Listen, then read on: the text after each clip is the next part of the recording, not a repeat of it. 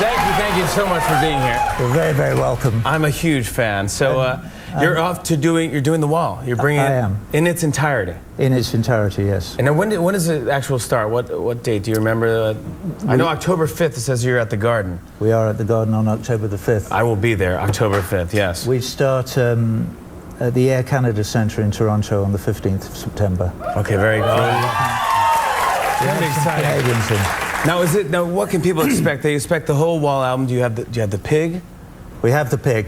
The flying pig. Anyone who's never seen. We have the teacher. We have all that stuff. But we have a bunch of new projections that we've been working on for the last few months. Really? Yeah. And that should be exciting. The piece has changed a bit since 30 years ago. I've broadened it, made it a bit more political, and hopefully it will have a more universal message.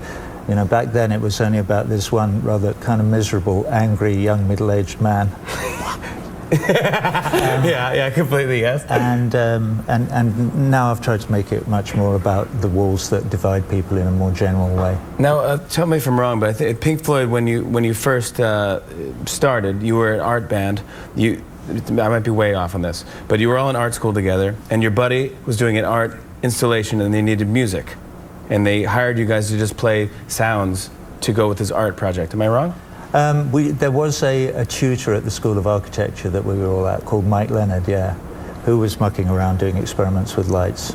Yeah, it was like a weird box with just like things would light up. It was a strange time because a lot of people were experimenting with visuals on the West Coast, shows lights and people like that. Yeah. And we sort of stole a lot of that and got lucky. Yeah, but I mean, it was great, and it was you and Syd Barrett. I'm a huge fan of Syd Barrett, who that you just kind of got together, and it's just got interesting that you were called the Pink Floyd at first, right? And it was named after two. I'm telling you, right? Am I wrong? I don't know if I'm too geeking out. Let me know. No, first of all, we were called the Megadeths, and then after that, no, we were called the Sigmas. Yes, it goes back further than the Pink Floyd sound. You were, yeah. You were the Megadeths. We were, unfortunately. Really? Yeah. Did not know that. I never knew that. No, I know. Not many people do. Thank goodness. I don't know why I told you. No. I get that out of people. This is fantastic. You might start crying in 5 minutes if that's the way it works. I probably will. I've never been on television before. I know. This is. Yeah. I'm excited that you're here doing this. If only I could do an accent. Sounds pretty good.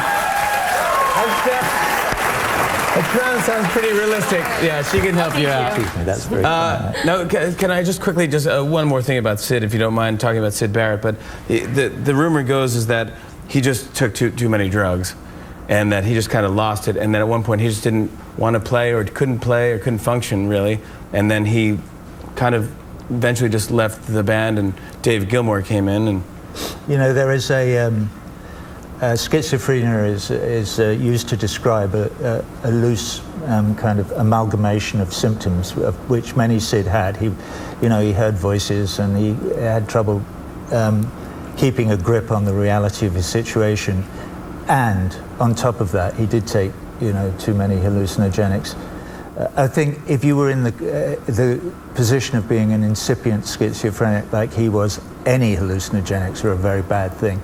So yeah, it was very sad, and he sort of drifted away from the reality of the rest of our lives. And did you? Is the story true that you were recording? I think it was "Shine On You, Crazy Diamond," and a bald man walked in with a toothbrush in his mouth, and no eyebrows. Am I making this up? It's not a funny story. I'm not sure, but he did not have a toothbrush in his mouth. Okay, good. As I recall. I tried to make it funny. He had a big bag of candies which he was eating, and the story is true. If you've heard the story, that I had no idea who this person was, and this was my closest childhood friend. He'd put on about 100 pounds in weight. He was completely. I just didn't recognize him. I think David eventually said to me, "You don't get it, do you?" And I went, "Get what?" And I looked at him and went, "Oh my goodness!" And I suddenly realized who it was.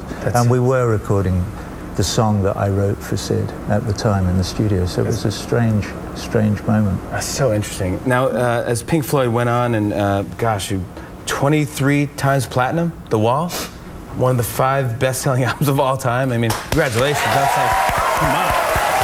That's great. I mean, that has spawned, I mean, inspired everyone and spawned other artists, but have you ever written a song that you said, oh, this is just too out there? This is just too weird. I'm freaking myself out. No. Never. No, but I shall continue to try. Yeah.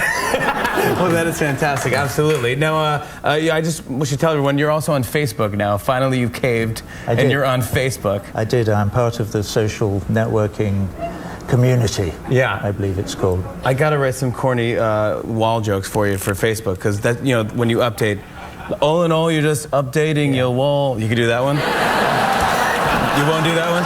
No. I love that you're honest and go, no, I will not do that joke. Who writes your material? Yeah, because if it's me, I'm in trouble. Yeah, absolutely. Well, I can't wait to see you, and I'll be at every show screaming. I'll be waving at you, and you'll be ignoring me. But anyways, thank you so much for coming on. I'm honored. Make sure you see Roger Waters' live performance of his rock masterpiece, The Wall. It will be a life changer. When we come back, a song from the new